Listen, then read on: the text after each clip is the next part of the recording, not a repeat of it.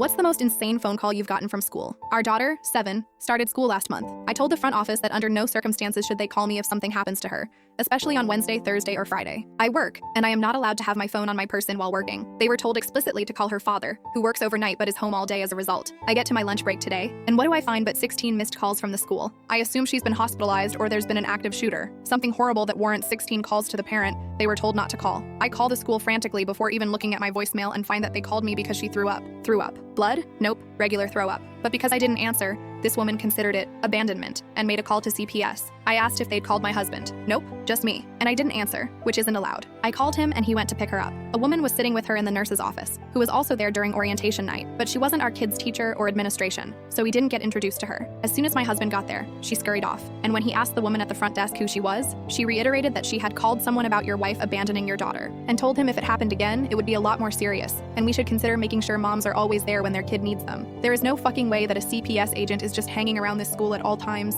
and didn't bother to stick around to lecture a parent who abandoned their kid when they showed up. I think they lied because they don't like that dad is supposed to be their primary point of contact. I'm going to follow up with the principal when I've calmed down, of course, but what the actual fuck? Update. First off, I did not jump straight to getting an attorney to threaten them. I did call and ask a local family law firm, and the person I spoke to told me if we did have to go as far as suing, it would look better to try to exhaust options on my own before threatening legal action.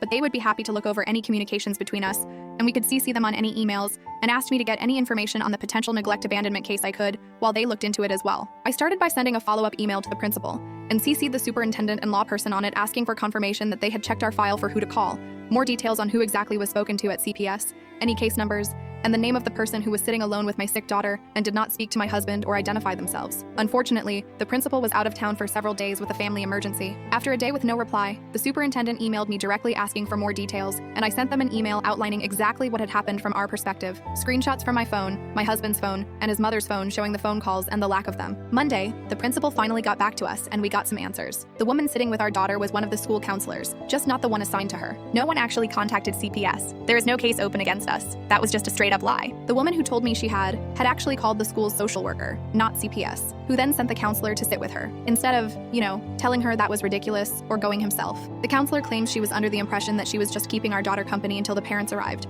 since there was no nurse that day. But if that was the case, she should have at least said hello, right? And I'm not sure if he was supposed to tell me this, but apparently, this is not the first time they've had issues with how she responds to fathers or male caregivers in general, which I want to know if that's the case. Why didn't anyone do anything about it before? What the fuck? As of now, she's been suspended pending investigation.